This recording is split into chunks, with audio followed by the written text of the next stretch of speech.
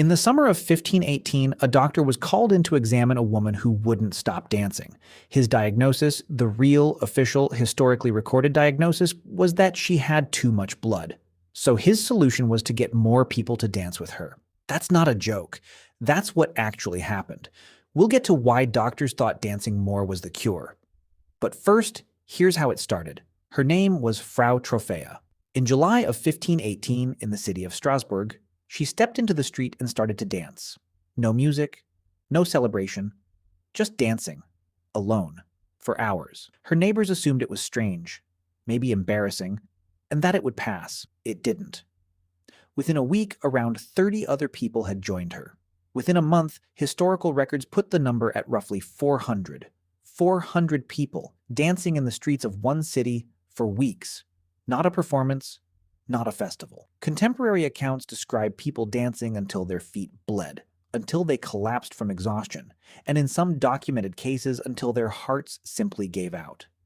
This wasn't a metaphor for mass excitement. People appear to have physically danced themselves to death. Here's the part that makes it worse. The city government didn't try to stop it.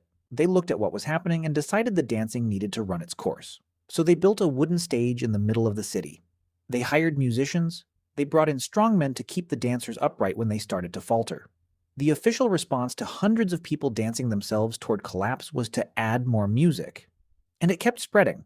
Historians studying the event have found records suggesting the affliction wasn't limited to a handful of streets. It moved through the city in waves, pulling in new people even as others dropped from exhaustion. Nobody at the time could point to a cause. No injury, no illness anyone could see, no clear trigger, just people who could not stop moving their feet. This is where that doctor's diagnosis comes back in. Medicine in 1518 was built around a theory called the four humors, the idea that the body was governed by four internal fluids and that disease came from having too much or too little of one of them. Doctors examining the dancers concluded they were suffering from hot blood, an internal imbalance that needed to be physically released. Their prescribed treatment was more dancing, not less. That's why the city hired musicians instead of shutting the whole thing down. It wasn't neglect, it was, according to the medical science of the time, the cure. It wasn't the only theory floating around. Some clergy insisted this was a curse sent by Saint Vitus, a saint associated with both protection from and punishment through compulsive dancing, and pushed for prayer and penance instead of music. A smaller number of physicians floated the idea that the dancers had been poisoned by something in the local grain supply, a theory modern researchers still debate today, though the evidence doesn't fully match. Poisoning-related convulsions tend to look chaotic and involuntary, not the sustained, almost rhythmic dancing described in the records. None of these explanations agreed with each other, and none of them stopped the dancing. Eventually, the city changed its approach entirely. Officials banned public music and dancing outright and began moving afflicted individuals out of the city to a shrine dedicated to St. Vitus in the hills nearby, where they were prayed over and given red shoes marked with crosses as part of a ritual meant to break the compulsion. And, slowly, over the following weeks, the outbreak faded. Nobody at the time could say why that worked better than hiring more musicians.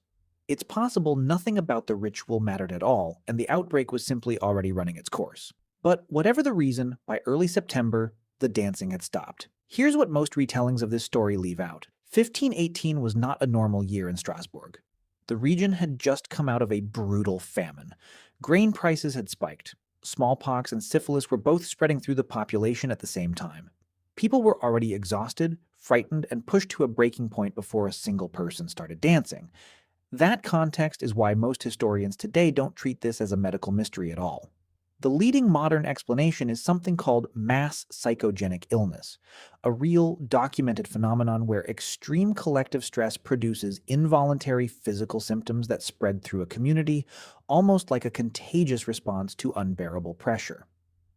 Under that framing, the dancing wasn't caused by blood, or a curse, or poisoned grain.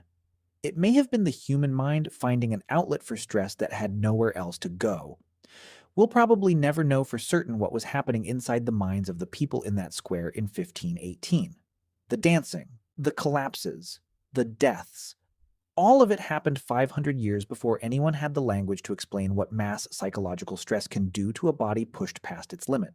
Nobody ever found out why they danced, only that they couldn't stop, and some of them never did.